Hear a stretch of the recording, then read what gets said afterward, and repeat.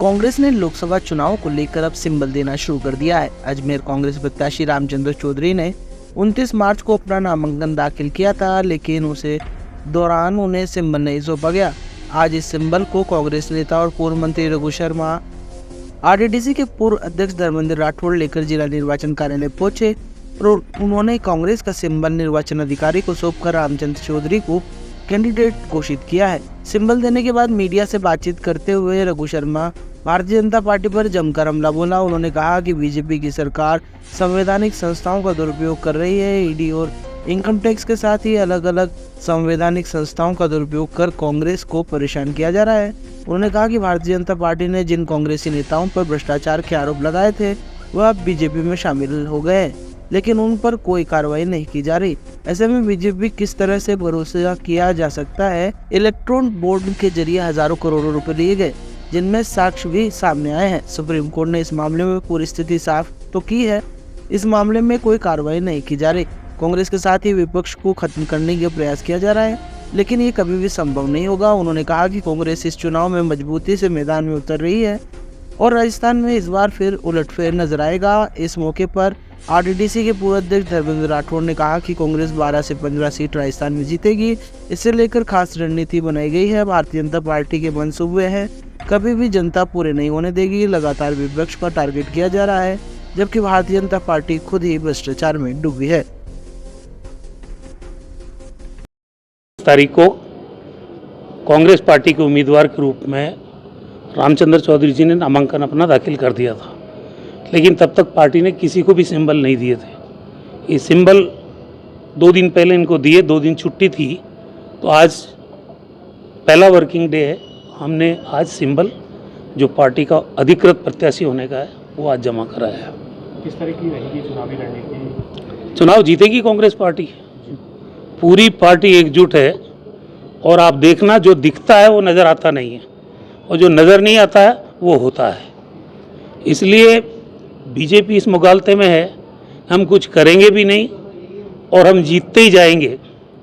हम विधानसभा में भी बुरी तरह से हार जाएंगे और हम लोकसभा में भी जीत जाएंगे। तो अब की बार परिपाटी टूटेगी।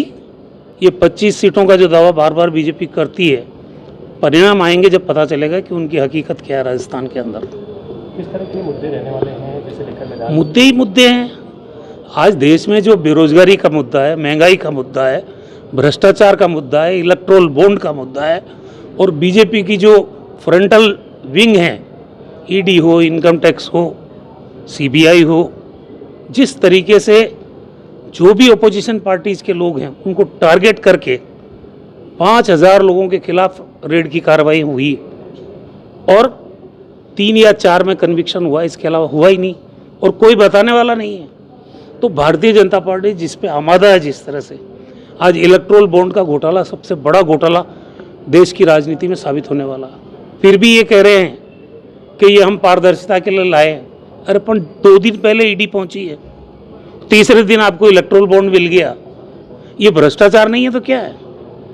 आप टारगेटेड वे में, और फिर उस पर कार्रवाई क्या हुई? जिसके खिलाफ आपने ईडी भेजी, इनकम टैक्स भेजा, उसके खिलाफ तो कार्रवाई कुछ नहीं है। इलेक्ट्रोल बॉन्ड आते ही सब शांत हो गया मामला। कांग्रेस पार्टी के अकाउंट्स भी चुनाव में फ्रीज किए जा रहे हैं। ओपोजिशन के 2 मुख्यमंत्रियों को आज जेल की हवा खानी पड़ रही है। तो मैं ये समझता हूँ कौन सी वॉशिंग मशीन है बीजेपी के पास, जो भी भ्रष्ट आदमी इसमें जाएगा वो धुल जाएगा। अजीत पवार पे किसने लगाए 70,000 करोड़ की सिंचाई के घोटाले के आरोप? अशोक चव्हाण पे आरोप किसने लगाए? जिन जिन लोगों पर, आपके हेमंत बिस्वा शर्मा जिसको करप्ट चीफ मिनिस्टर कहा था बीजेपी ने, आज वो सब पाक साफ है। तो कांग्रेस पार्टी आज जिस तरीके से जिन मुद्दों के आधार पर देश की जनता के सामने जा रही है वो मुद्दे ज्वलंत है।